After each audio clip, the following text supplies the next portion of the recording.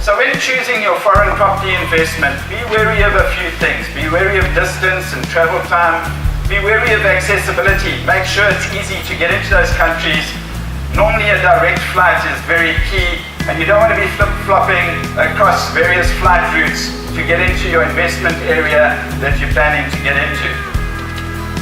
Keep an eye on culture, community, and language. Language is often a barrier, and it's very important. I think most of us South Africans speak English. Normally I look towards an island or a destination to invest in where English is the predominant language in those particular spaces. Look at supply and demand, and certainly look at the economic growth in those particular countries and the potential of your own individual growth from that perspective. So people will generally look at second citizenship as an attraction. They look at permanent residency. They certainly look at capital growth and returns on investment in terms of their own personal investment, and also in particular look nowadays at the benefit of usage of the property that they buy. Reason for buying into these countries: fast-track citizenship can be acquired from around about $200,000 upwards, with Cyprus at around about the €2 million mark. Some interesting figures that you see up behind me. But permanent residency seems quite an attraction for a lot of South Africans, just as that extra little bit of safety in terms of where you might plan to reside or retire in the future. These figures really start at around about the €250,000 or $250,000 mark in various countries around the world. One very key one for us is, and nicely, easily accessible, is Mauritius, which in their international resort schemes have always had the opportunity in terms of permanent residency being attached to the property at $570,000 US. And hopefully through the brief presentation that I'm going to have today, I'll allude to the fact that there are other opportunities in Mauritius in terms of smart city concepts that you can buy into. So should I stay or should I go? What really frightened me was crime statistics in South Africa, unemployment rates on the rise, and these were my personal fears, and these were the indicators that I looked at. But I'm certainly going to stay and not necessarily go. But I continue to look at investment opportunities from an offshore nature perspective. The main drivers for investment in a foreign country is obviously title. Ensure that you can invest 100%. Ensure the rule of law is there and that the country is stable. There should be good capital growth, rental returns. Look at monthly costs that remain low, easy to manage, and your return on investment should be in excess of the normal bank rates within that particular region. The ease of doing business in a country like Mauritius, for example, the ability to open a bank account, to open a trust account and operate in a company in that country is extremely easy. And figures that I do know, to open a company in Mauritius takes 2 hours, to register a property into your name takes 2 days.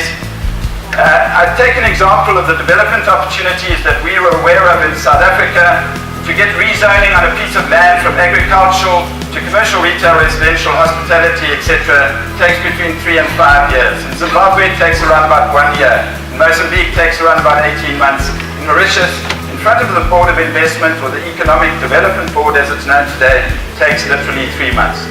So a very forward-thinking government, and I think that's a very important aspect in terms of opportunities in the countries that you invest in. The key drivers for me in terms of property investment in any country is about accessibility. Facilities improvement should be on the rise, infrastructure improvement needs to be recognized, and you need a forward-thinking government looking at green solutions and sustainability in the future, and that is why I'm excited about the opportunity of these smart city concepts in Mauritius itself. People movement, where there are people moving into a country, people movement within the country itself from a localized point of view, and getting into the nodes where you know that there is property demand. Also, what's becoming very important these days is connectivity. Wi-Fi to the home, fiber, etc., and the ability to unlock your own home's green technology from a solar perspective, etc. And the fiscal investments from a foreign and local perspective are very important indeed. Mauritius becomes a great attraction, not only because the property value proposition has actually come down from the $570,000 US mark in the smart city concept from 2 million rand upwards. which in dollar terms is about $133,000 US. It's great to own a property in Mauritius from a usage perspective. Gives you good returns, and our projections are on the developments we're involved in and plan to be involved in around about 5% upwards. We look towards retirement, and certainly there are nice returns coming through short, medium, long-term Airbnb and rental pool options. And I believe your capital growth is good. A very quick example of that, a house that was bought in Johannesburg around about 5 years ago was bought at 4.5 million rand. That same house today is selling at 5.5 million rand. A house bought in Mauritius 5 years ago at 4.5 million rand is now fetching 16 million rand. And that's the difference in terms of the investment opportunity, and that's the reason why we're looking towards Mauritius. So why Mauritius? Easily accessible, regarded as South Africa's 10th province. It's a link between Asia and Africa. And I think it's important to note is 60% of business into Africa used to come through South Africa. Now 84% of fiscal business going into Africa is coming through Mauritius in particular because of the foreign exchange control that is applicable in that particular country. I think just to wrap up, rentals are on a growth path in Mauritius through local and foreign demand. There's no rates and taxes for a property that's registered in your name. I'll repeat that. There's no rates and taxes to you as the individual owner. There's no inheritance tax, no capital gains tax, no foreign currency control issues. And we've had those issues trying to move money recently into Mozambique here in South Africa. Tax is at a maximum of 15%.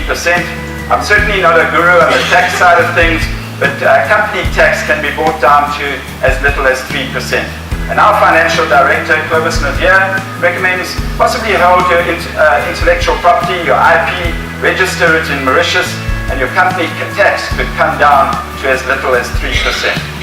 100% foreign ownership is permitted in smart cities.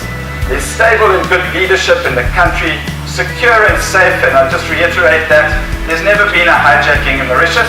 Reason being, you can't take your car anywhere. So that's the reason. No hijackings in Mauritius, and a very big attraction.